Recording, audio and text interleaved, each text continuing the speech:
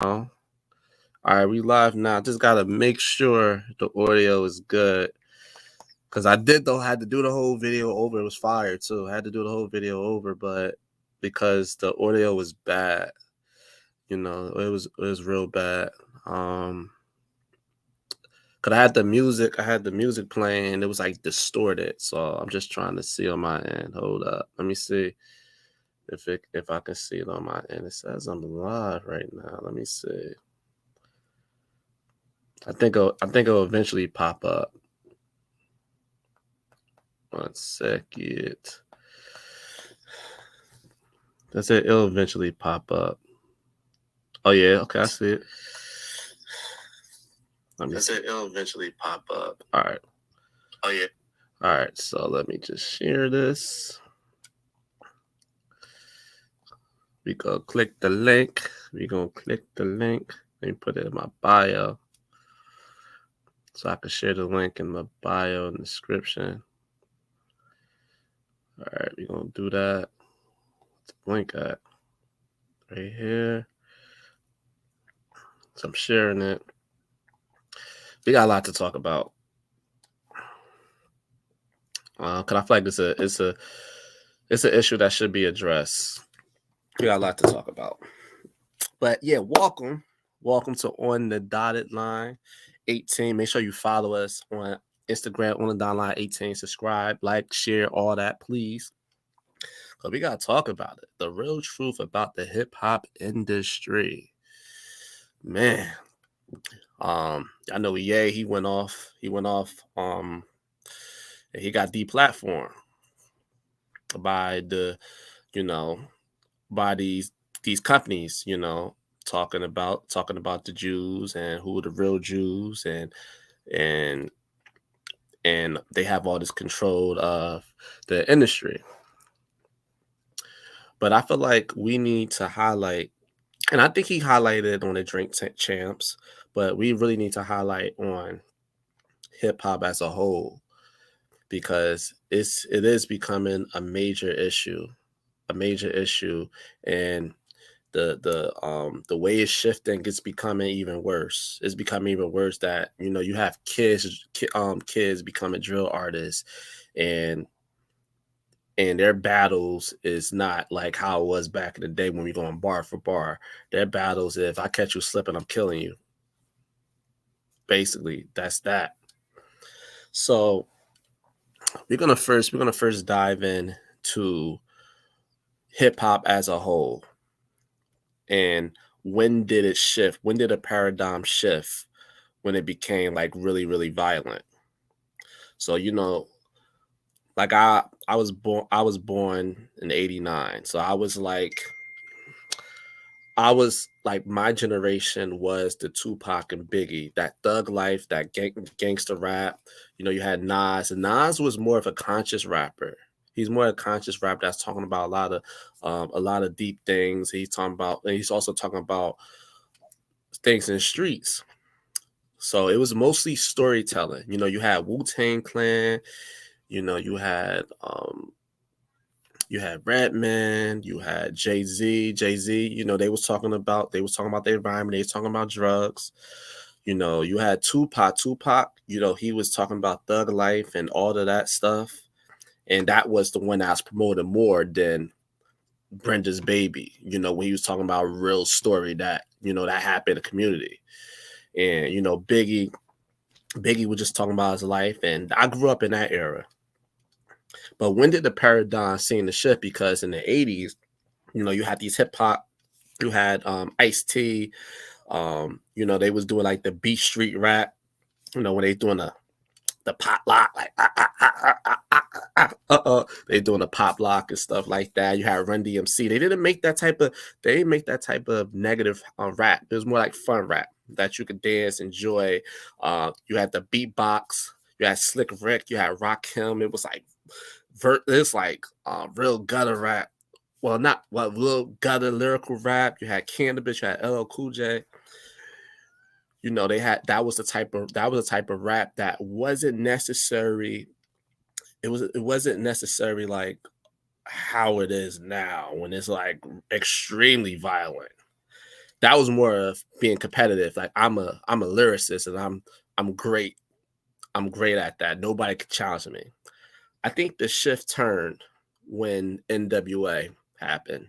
When NWA was created, that's when the shift turned. Because remember, Public Enemy, they was making rap about, laws. They was making rap about fight the power, fight me.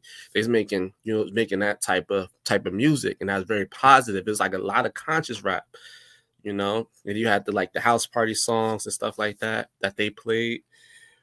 But it seemed like NWA, they did have a message that, police brutality and all that. They had that type of message, but then it started to shift with, Easy E, and the stuff that he was talking about. And I think it shifted there because it was a thin line, even though they was talking about police brutality and all that on a larger scale. But it was a shift that it was going to was good, it was good, it's good, Marzette. It was a shift that it was leaning towards that style of rap. And then in the 90s, it was going to that. It was people was talking about their lifestyle, and their lifestyle, people was kingpins, selling drugs and doing all of that. And it was entrepreneurship, but it was like, you was talking about your environment. So it was more like storytelling. It's more like that. It was more like storytelling. So I think the paradigm shift was once NWA, once their music started to change, and then it started going in the 90s when they was talking, it was like that's the selling drugs, and getting the women and all of that. And and that's what I grew up at. That's what I grew up listening to. I listened to Tupac and listening to Biggie, listening to, and a lot of Jay-Z and Rockefeller. And then in the 2000s, that's when it just took off, especially when 50 Cent came in. And that, because the whole image of his image was gangster rap, that I got shot 5 times. He was taking that Tupac approach, and it was kind of, that was the image. Like, I got in the game doing this, got shot times. I'm the bully on the block. Like, he was bullying Ja Rule and all of that. Cause Ja Rule, he's more making like he was more like making like the R&B type hits that everybody loved, but it really went up to that type of music once 50 Cent came up, and you had G Unit type of music. And I grew up and I like G Unit. Get Rich or Die Trying. Get Rich or Die Trying was one of the albums that was extremely violent. It was tough. I listened to it, but it was extremely violent. The message was any means necessary, you're gonna get it. The way you could take that metaphor, get rich or die trying, you could apply it to whatever. But when you hear the music, it wasn't particularly a good message of that. And you had Beg for Mercy, and then you had these other groups. You had Dipset. I grew up listening to Dipset too, so you started to have more gangs doing in the hip hop culture and all of that, and they making music about their lifestyle, and it just accelerated. I believe it accelerated in 2000s, and then I'm just going all the way to now. It just because the drill rap, like, you got Didi Osama, look them up. These is kids doing drill rap, talking about killing their ops, and don't have no remorse. And then one of their homies, he got stabbed up. So K Flock, I guess it's K Flock and their homies. I don't know how it is. It's just certain stuff that come on my feed. I just wanted to get material for this video, but he did something to his homie, but it's going back and forth. It's not like a competitive battle, like we're battling because I'm nice lyrically. It's like, no, I catch you slipping, you're dead. That's it. And they constantly go back and forth with that. And these is kids. I think they barely 15. So they capturing these rappers young. So that's the next thing I'm gonna dive in. Do these do it seem like these these managers, these record labels aim at the conflicted the young kids when it comes to hip hop entertainment, because it seems like they don't necessarily target like the lyrical conscious kid that's really kicking it. Usually they have to take the lane of the backpack rapper SoundCloud. I got a trend in that way. But the people that's getting promoted more and getting these record deals, it seems like the ones that's conflicted, that's out there. He's out of taking the drugs and doing all this stuff, or they grabbing the chick from the strip club, and they said, we're gonna make you famous, and she a strip club, and she's promoting the type of music like prostitution and everything. Or they getting the young kid that's in and out of jail. Why they seem like they just target the conflicted people, and my opinion is the reason why they do that, because they'll be willing to sign any contract. They'll be willing to sign any contract because they don't care. It's about if Leon Cohen come and say, yo, I can make you millions, they go take it without even thinking. Cause they go, so I can make millions and I could be a rapper. I could just rap to make money. They go take it. And they don't necessarily be reading their contracts, so their contracts be jacked up. They don't be reading that. So they don't really care. And they know that they're not gonna come to somebody that's like that could be able to articulate himself, that can, that's very, very talented. Cause I don't feel like now these record labels, they're not looking for talent. They're looking more of your image. They looking more of image and the charisma. They just looking for that. They're not looking for talent. They're looking for more of the image. And that's why you see they target certain people that's willing to take anything, and they put a type of music out. They put a type of music out that's hurting the culture. Dame Dash talk about it all the time. Culture vultures. They are out there. They are out there exploiting these young kids that's rapping about killing another you know person in his neighborhood, gang violence and all of that, and they making money off of them like crazy. And it seems like, and when I say conflicted, I'm saying that they in a situation that they already in that life, so they ready to take any contract, a stripper. And you know, I ain't saying all strippers is bad, 'cause they not. There's some strippers that's, they're doing it because they don't have no choice and they want to get out the game and stuff like that. There's no judgment on that, but they're not gonna target like a girl that's, she just showing her lyrics. Like, shout out to Rhapsody, she's a beast. Rhapsody's a beast, but she don't get promoted like um like what's the right a city girls, or a dream doll. That dream doll, she started in Bad Girls Club acting a fool, and getting all the surgeries and twerking all day. That's the type of energy they putting out, and they don't know that type of music is kind of hurting you know women in general. It's not even just black women, but young women that's trying to get in the game. They thinking that they got to do it that way.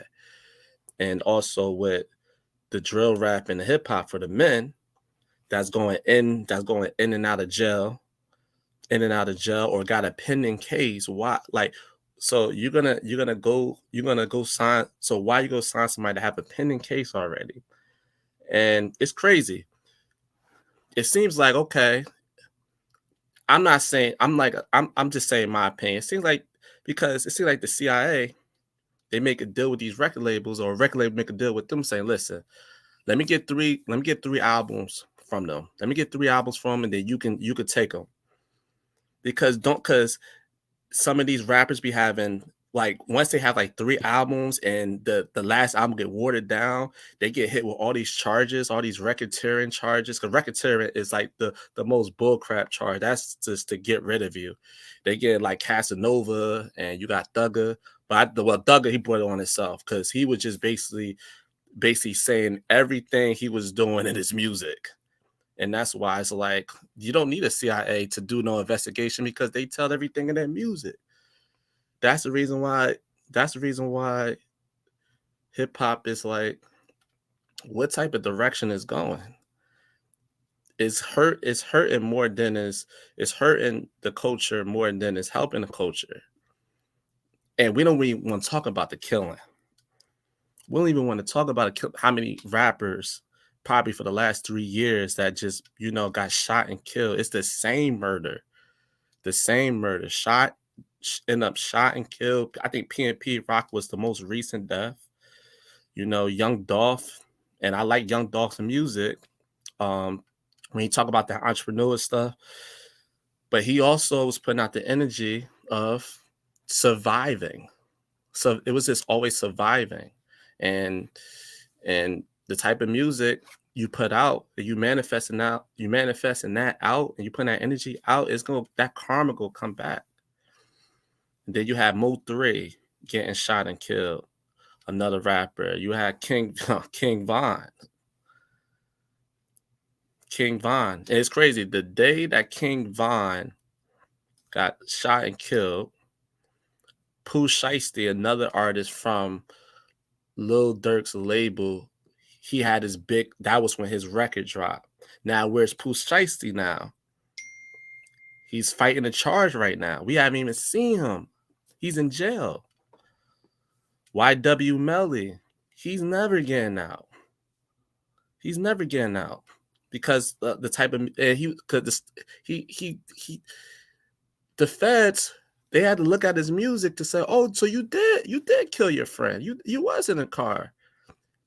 And so these lawyers have to just kind of tell them like, no, it's the artwork. They just expressing the music. They expressing certain characters in their music.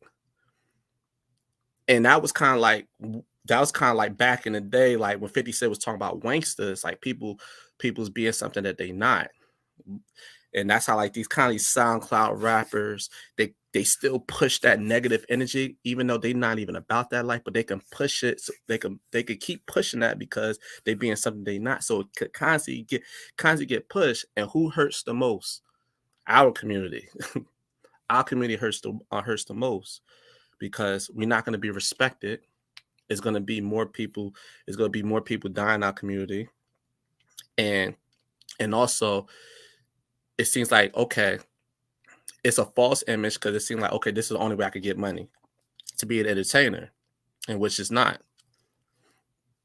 And it seemed like they got an expiration date, a short lifespan, because they either end up going to fight a charge. After 3 albums, they're going to be locked up. They're going to probably get caught, shot, and killed somewhere. Or they're going to just be completely, they're going to be like one hit wonder. They're not going to be pushing anymore. Nobody not going to even care for them. So it's like a short lifespan. So it's like, why even be a hip hop artist? Like that's some of the things that's just, I don't think people really take heed when they like a young kid that wants to be a rapper. Like, for people that's watching this, like go to Didi Asama. These kids is barely 15. Barely 15. And like these conscious rappers, they're not being promoted like that. They ain't being promoted like that. They these record labels say, oh, that's not gonna sell. And I'm pretty sure these record labels, they be telling them like, oh, this is not gonna sell. Or they'll tell the young girl like, yo, you're gonna have to get your butt done, or you're gonna have to get implants because I don't care if you can rap. You need something else. It's like it's exploitation at the end of the day. You pimping out these artists at the end of the day. And that's kind of what Kanye was saying about like the people that's in charge of these record labels. People that's in charge of these record labels is really exploiting them, and they're giving them bad deals, and they're exploiting them to push out a certain narrative about the culture. Let this video get views a higher up. So they probably not. I got an idea though, because my TikTok clips be going crazy. So I got an idea how I'm gonna push it. We'll see. I'm not gonna say too much. I ain't gonna say too much, but I just feel like it's important. It's important to what's tonight, but just like and subscribe, get this out there, share, because I feel like it needs to be had. Because, and I also did a video before talking about we need more innovators and less entertainers, because it feel like our culture only believe is one way to get money, but there's just so many ways to make money. You know, so many ways to make money on a larger scales that the other cultures understand, that they don't necessarily have to be in the forefront. They don't necessarily have to be seen. They don't necessarily have to be famous. They could work in the back and be the engineers of these artists. Being an engineer, that's where the money is at. Whether it's the engineer of software, whether engineer of music, engineering is where the money is. But I wanted to play this clip real quick.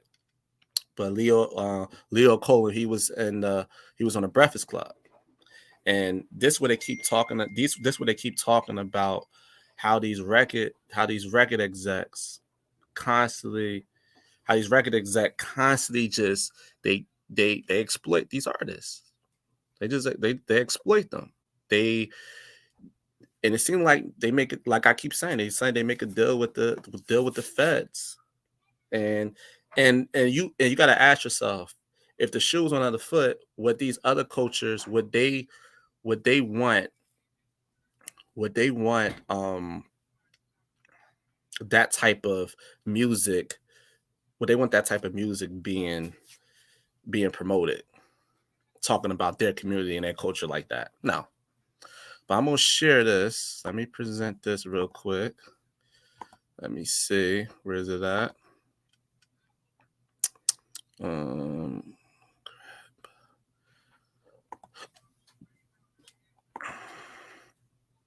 I got it right here. Let me see. Oh crap, no, it's not. Hold up. Or I got the clip. Leo Colin. Man, Dame Dash, he's always dragging him. Really on women. All right, let me share my screen. Really rough. All right, let me share my screen.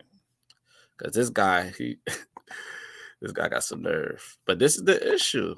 And these entertainers, they don't be knowing. They don't be knowing what they get into. But they just care about the bread. But particularly on women. But I think it helped change the course of the crack epidemic. I don't know what's this opioid thing, man. That wasn't cool back then. Being a crackhead wasn't cool.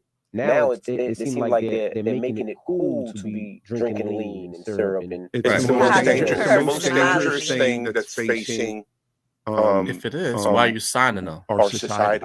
So why sign an artist that would promote that? Right.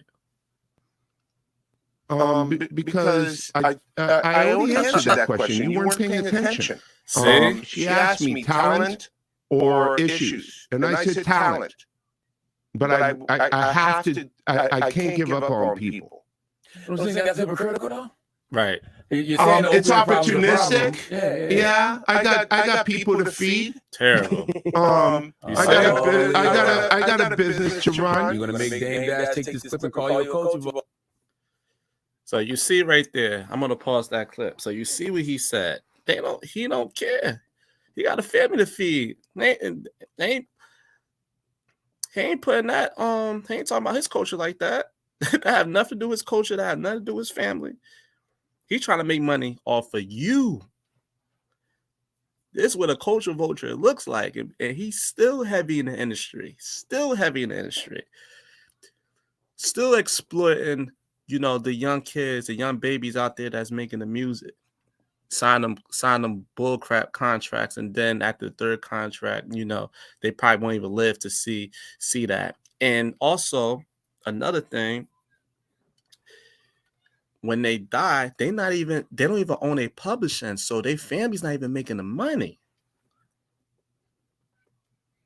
His family is eating off of your talent, off of your creativity, off of the music you play. Even the music that you playing is bad, your family's not making no money off of that. So you did that for nothing. I'm taking them off the screen. So that's the issue. That's like the real truth about the hip hop. And like in the comments, it said, you know, the higher ups don't want people to be woke. They don't. They don't, because they could exploit so much. They can exploit so much of our talents and our gifts. That's like that with all entertainment, but I'm particularly talking about hip hop because it's pushing an agenda out there that is harming us on a significant large scale that we can't even get out of. And that have to be the things that we got to change immediately. And we got to understand who's the culture vultures out there. We got to understand who's going to be who's the big bad wolf behind the scenes. I think Dame Dash say it all the time. You know, I'm the bad. He said it may seem like I'm the bad guy, but I'm the good guy to the bad people. But they portray him as a bad guy because you see him yelling and all this, but he's only that with the bad people. I mean, why I said that, I got that mixed up. He comes off as a bad guy, but he's not.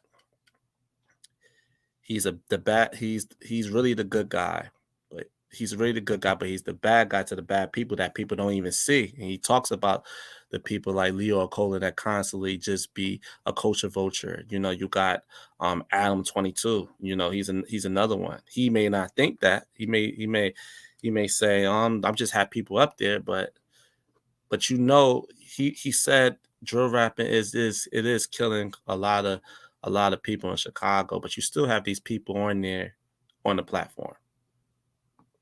So, but I'm gonna end it here. Everybody like and subscribe and share this. You know, this video is important for the hip hop community, important for the world. We dived into the important things. You know, so I'm gonna do a part 2 with Marquise. We're gonna do a part 2. We're gonna talk about how the drugs was a significant issue. Like when you had Vulture making music about Percocets, and then everybody started taking it. It's like you promoted Percocets, and you know you had the drug dealers in the 90s. And in this era, you have the drug users because of a song that constantly get played. It's programming the kids out there.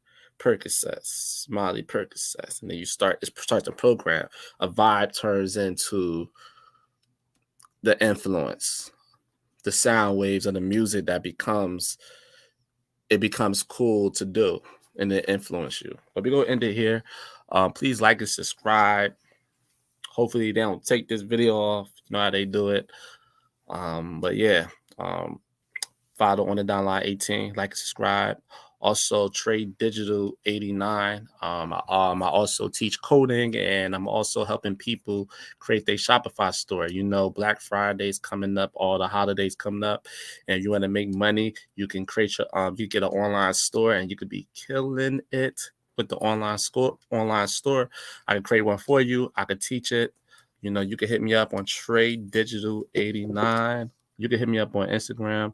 You can hit me up on my email address. Hold up. My email address is TreyDigital, TreyDigital